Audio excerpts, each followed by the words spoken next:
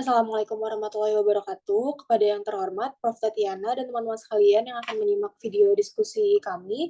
Sebelumnya perkenalkan, nama saya Rahma Kamilia sebagai moderator dari kelompok 7 dalam diskusi topik mukosa oral, jaringan periodontal, dan rahang kali ini. Selanjutnya, ke slide selanjutnya.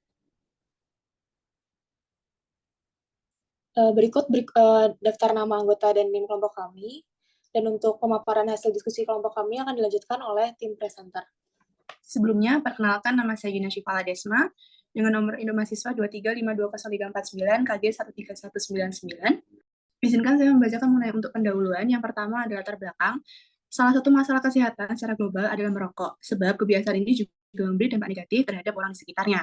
Regio pertama yang terkena dampak langsung dari kebiasaan ini adalah mukosa oral.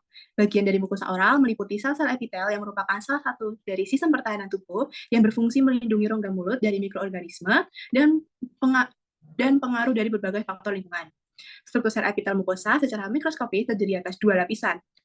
Lapisan utamanya yaitu ada jaringan epitel permukaan, dan jaringan epitel penyambung fibrosa yang menunjang yaitu lamina propria. Yang kedua adalah rumusan masalah. Rumusan masalahnya adalah apa yang terjadi pada epitel mukosa oral perokok, bagaimana gambaran hasil pemeriksaan dari metode oral exfoliate cytology dengan pewarnaan Papa Nicolau staining atau pewarnaan lainnya pada epitel mukosa oral perokok tersebut. Untuk tujuannya, mengetahui perbedaan sel epitel mukosa perokok serta non-perokok, serta melalui metode pewarnaan Papa Nicolau staining atau metode pewarnaan lainnya. Topik bahasan yang akan dibahas di PowerPoint hari ini ada yang pertama adalah mukosa oral normal, yang kedua adalah mukosa oral perokok, yang ketiga adalah analisis pengaruh merokok terhadap mukosa oral, dan yang keempat adalah kandungan rokok yang menyebabkan kondisi tersebut. Untuk PPT lainnya bisa dijelaskan oleh teman saya selanjutnya. Terima kasih. Yang pertama, mukosa oral normal.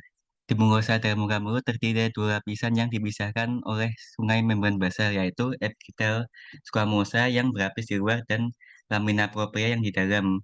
Berdasarkan regionnya dapat diklasifikasikan menjadi tiga, yaitu masticatory epithelium, lining epithelium, dan specialized epithelium. Di rongga mulut, sekitar 60% adalah mukosa lining, 25% adalah mukosa masticatory, dan 15% adalah mukosa khusus. Untuk anatomi mukosa oral normal, warnanya adalah coral pink. Warna coral pink ini dipengaruhi karena adanya pembuluh darah, ketebalan dan derajat keratinisasi epitel, serta adanya sel yang mengandung pigmen. Untuk tekstur permukaan, teksturnya pada permukaan gingiva adalah stippled atau mirip kulit jeruk. Untuk konturnya, gingiva marginal akan melingkupi gigi dengan bentuk collar right. Dan untuk konsistensi, umumnya konsistensi gingiva kuat dan elastis, kecuali gingiva tepi yang terikat kuat dengan tulang di bawahnya. Baik, izin melanjutkan. Perkenalkan, nama saya Fitri Velodria dengan NIM 235191880 KG 13185. Di sini saya akan menjelaskan tentang mukosa oral perokok. Merokok merupakan penyebab paling umum kanker mulut dan diidentifikasikan sebagai penyebab utama dari kanker mulut. Merokok sendiri menghasilkan produk samping seperti hidrokarbon polisiklik dan nitroamin yang sifatnya mutagenik dan karsinogenik. Senyawa ini menyusup ke sel mukosa mulut dan memungkinkan terjadinya perubahan seluler. Pada perokok dapat terjadi perubahan morfologi seperti yang pertama yakni meningkatkan jumlah sel keratin, perubahan rasio antara kedua volume inti dan sitoplasma sel, pergantian sel epitel mulut yang relatif turun, peningkatan turnover yang bisa mengindikasi toksisitas beberapa senyawa yang dilepas dari tembakau. Kemudian ada iritasi sel epitel yang merupakan predisposisi untuk mempercepat dan meningkatkan proliferasi dan mengubah morfologi seluler. Lanjut, terdapat juga perubahan mukosa oral perokok. Yang pertama yaitu metaplasia, yakni transformasi sel normal menjadi sel yang berbeda, di mana sel berubah menjadi sel yang tahan terhadap paparan asap rokok. Yang kedua yaitu displasia, yakni paparan asap rokok menyebabkan perubahan seluler yang abnormal pada sel epitel mukosa dan meningkatkan resiko kanker. Dan yang ketiga adalah perubahan warna pada epitel mukosa oral perokok, yakni yang pertama kemerahan atau eritema, yaitu akibat dari peradangan dan iritasi yang disebabkan oleh asap rokok. Yang kedua yakni kecoklatan atau brownies pada perokok berat dapat terjadi perubahan warna pada bibir, gusi, dan lidah menjadi lebih gelap. Dan yang ketiga adalah putih atau leukoplakia, yakni terbentuknya bercak-bercak putih pada mukosa. Izin untuk melanjutnya, sebelumnya perkenalkan nama saya Deswita Livia Damayanti dengan NIM 235199687, KG 131187.